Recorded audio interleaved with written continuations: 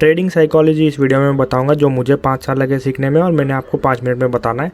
तो trade like a robot, कोई भी अगर आपको सलाह देता है तो जिसने सलाह दी उसको फ़ौरन ब्लॉक कर देना, क्योंकि ऐसा नहीं होता। आप रोबोट की तरह काम नहीं कर सकते, आप अपने इमोशंस को रोक नहीं सकते। बजाय आप ये कर सकते हो कि आपको अपने इमोशंस को कंट्रोल करना सीखना है, बजाय उनको कंट्रोल करने के आप उनको रोक नहीं सकते।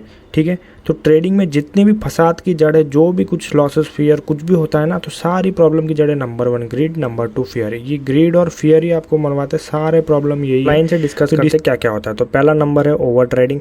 ओवर ट्रेडिंग जब होती है तब आपको सेटअप्स ढूंढने में जब पेशेंस नहीं होता है, तो आप अपने आप से ही कुछ ना कुछ दिमाग में पैटर्न्स बनाते हो और कुछ भी ट्रेड लेते हो, तब ओवर ट्रेडिंग होती है। दूसरी, ओवर ट्रेडिंग करने के बाद आपको एक थोड़ा सा कॉन्फिडेंस मार्केट अगर देता है, 1-2 प्रॉफिट हो जाता है, तो आप इतना रिस्क ले लेते हो कि उस रिस्क में आपका पूरा कैपिटल ही चला जाता है।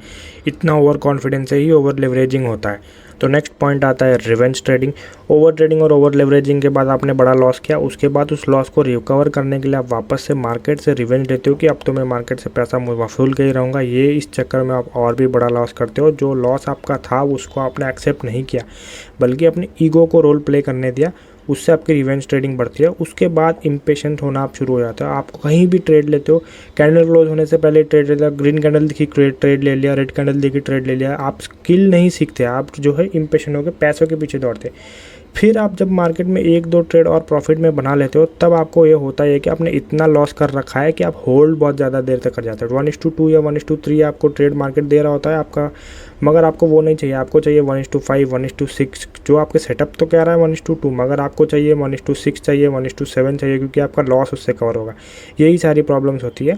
उसके बाद आता है फियर।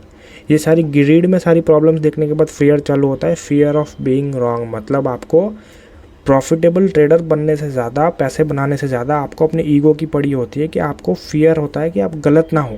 इससे पता है क्या होता है, आप प्रॉफिटेबल ट्रेड में भी जल्दी एग्जिट कर जाते हो। एक रेड कैंडल बनी और आप एग्जिट कर गए और फिर आपके आंखों के सामने ही मार्केट पूरा प्रॉफिट देता है, वो सिर्फ आप देखते रह जाते हो। उसके बाद आता है next problem, fear of losing.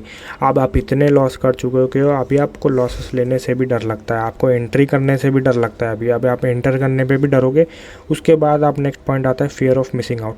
अभी आप सिर्फ बैठे बैठे जब प्राइस को घूरोगे तो आपको लगेगा कि हर जगह सेटअप बन रहा है, हर जगह प्राइस एक्शन बन रहा है, तो आप हर जगह ट्रेड में घुसने की करोगे। आप इन डिसीजंस लोगे कि ये जो ट्रेड में ले रहा हूँ ये मैं मुझे करोड़ों रुपए बना के देगा। सिंगल ट्रेड से कोई पैसा नहीं बनता, मल्टीपल ट्रेड्स में बनता है। ये फोमो जो है आपको करवाता है ऐसी चीज़ें, तो इस पे ध्यान नहीं देना है। तो नेक्स्ट पॉइंट पे हम डिस्कस करते हैं। अभी आएगा लैक ऑफ कॉन्फिडेंस। ये पता है कब आता है, जब आप इतने लॉसेस ले चुके हो, कहीं पे भी प्रॉफिट नहीं बन रहा, जहाँ हाथ डाल रहे हो वहाँ लॉसेस हो रहे हैं, तो आपका कॉन्फिडेंस गिर जाता है और ट्रस्ट गिर जाता है खुद पे और सेटअप पे। तब आप स्ट्रैटेजी शिफ्ट करते रहते हो कि किसी कहीं पे पैसा बन जाए, मगर आप स्ट्रैटेजी में पैसा नहीं होता, वो एक्चुअली साइकोलॉजी में बनता है।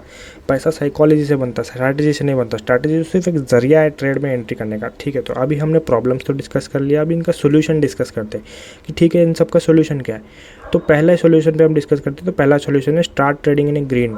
मतलब अगर आप 2 ट्रेड लेते हो एक दिन में, तो पहला ट्रेड ट्राई करो कि ग्रीन में निकले, भले ही वो कितना भी छोटा। ग्रीन में आपकी साइकोलॉजी बहुत अलग बिहेव करेगी, तो सेकंड ट्रेड आपका ऑब्वियसली प्रॉफिट होने के प्रोबेबिलिटी और चांसेस बहुत बढ़ जाते हैं अगर पहला ट्रेड ग्रीन में होगा।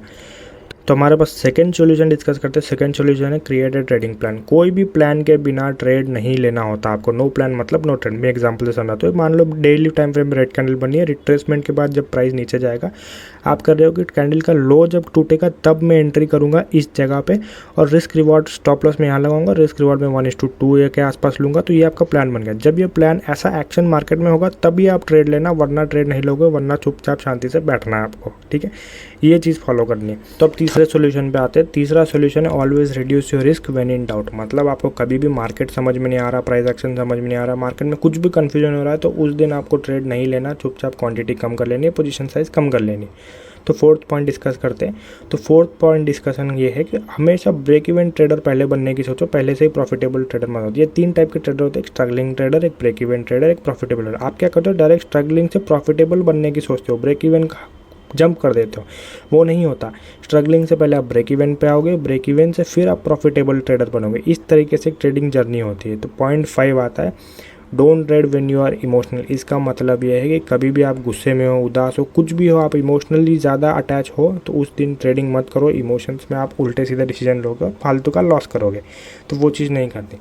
सिक्स्थ और सेवन्थ पॉइंट बहुत इंपॉर्टेंट है। सिक्स पॉइंट है कि practice discipline and patience. Discipline और पेशेंस के बिना जितनी भी मैंने अभी सारी चीज़ें बताई है, प्रॉब्लम और सोल्यूशन, सारी बेकार है, कुछ काम नहीं करती। तो लास्ट पॉइंट आता है, आपको एक प्रॉफिटेबल सिस्टम या स्ट्रैटेजी होना ज़रूरी है जो एक्चुअल में मार्केट में काम करे।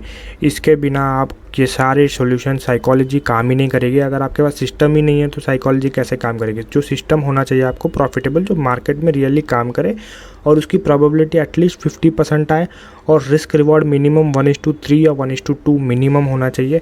तब जाके ये साइकोलॉजी वाले पॉइंट्स आपको काम करेंगे, नहीं तो ये सारी बातें बकवास है, कुछ काम की नहीं है। बस इतना ये समझ में आया, ठीक है, नहीं समझ में आया कोई बात नहीं। अगर आपको कोई भी डाउट है तो मुझे इस व्हाट्सएप नंबर पर मैसेज कर सकते हैं।